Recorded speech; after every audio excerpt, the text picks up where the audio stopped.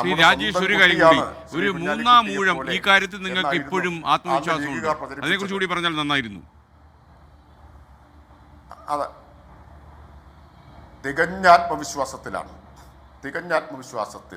കഴിഞ്ഞ 1980 ശേഷമുള്ള 46 വർഷത്തെ കേരളത്തിൻ്റെ ചരിത്രത്തിൽ ആദ്യമായി ഒരു ഗവൺമെൻറ്റിന് തുടർഭരണം കിട്ടിയത് LDF ഗവൺമെൻറ്റിനാണ്. പിണറായി വിജയൻ നയിച്ച LDF ഗവൺമെൻറ്റിനാണ്. 46 വർഷത്തെ കേരളത്തിൻ്റെ രാഷ്ട്രീയ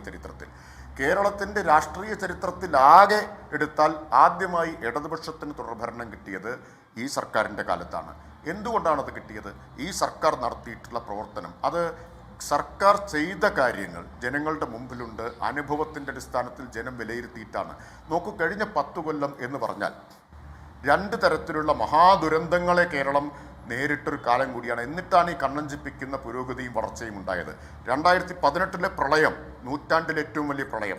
അത് കഴിഞ്ഞ് കേരളത്തെ തകർത്തെറിഞ്ഞ ആ പ്രളയത്തിൻ്റെ ഏറെക്കുറെ തനിയാവർത്തനം 2019. 2020 സമ്പദ്ഘടനയെ മുഴുവൻ കൊട്ടിയടച്ചിടാൻ നിർബന്ധിതമാക്കിയ കോവിഡ് മഹാമാരിയും ലോക്ക്ഡൗണും. അത് കഴിഞ്ഞു. ആ പ്രതിസന്ധികളെയെല്ലാം കേരളം അതിജീവിച്ചത് പിണറായി വിജയൻ നയിച്ച ഗവൺമെൻറ്റിൻ്റെ നേതൃത്വത്തിലാണ്. 2021 ശേഷം, ഞാൻ അവസാനിപ്പിക്കാം, 2021 ശേഷം കണ്ണിൽ ചോരയില്ലാതെ കേന്ദ്ര സർക്കാർ കേരളത്തെ വേട്ടയാടുകയും കേരളത്തിനുള്ള നികുതി വിഹിതം തുടർച്ചയായിട്ട് വെട്ടിക്കുറയ്ക്കുകയും ഗ്രാൻറ്റുകൾ വെട്ടിക്കുറയ്ക്കുകയും അതുപോലെ വായ്പാ പരിധി വെട്ടിക്കുറയ്ക്കുകയും എല്ലാം ചെയ്ത് അങ്ങേയറ്റം വരിഞ്ഞു മുറുക്കി ശ്വാസം മുട്ടിച്ചിട്ടും അതിൻ്റെ മുമ്പിൽ തലകുനിക്കാതെയും കാലിടറാതെയും കേരളം പിടിച്ചു നിന്നത് ഈ ഗവൺമെൻറ് ആയതുകൊണ്ട് മാത്രമാണ്.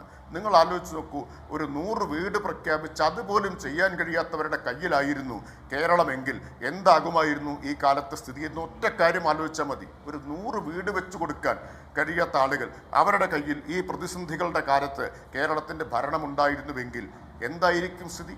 വാനരൻ്റെ കയ്യിൽ പൂമാല കിട്ടിയതിന് സമാനമാകുമായിരുന്നില്ലേ? അപ്പോൾ ഇത് ജനങ്ങളുടെ അനുഭവത്തിലുള്ള കാര്യമാണ്. ഞങ്ങളൊന്നും പറയുന്നത് അതിശയോക്തിപരമായ കാര്യമല്ല. ഇവിടെ നടന്ന കാര്യം, ചെയ്ത കാര്യം, ജനങ്ങളുടെ അനുഭവത്തിലുള്ള കാര്യങ്ങൾ.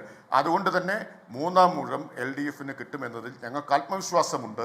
അത് ജനങ്ങളുടെ മുമ്പിൽ ആ ആത്മവിശ്വാസത്തോടെയാണ് ഞങ്ങൾ വിനീതരായി ജനങ്ങളെ സമീപിക്കുന്നത്. ലോകത്തെവിടെയായാലും ഏത് സമയത്തും 24 വാർത്തകളും ഓഗ്മെന്റഡ് റിയാലിറ്റി പാക്കേജുകളും എക്സ്പ്ലെയിനറുകളും വിശദമായി കാണാൻ ഞങ്ങളുടെ YouTube ചാനൽ നിങ്ങൾക്ക് സബ്സ്ക്രൈബ് ചെയ്യാം.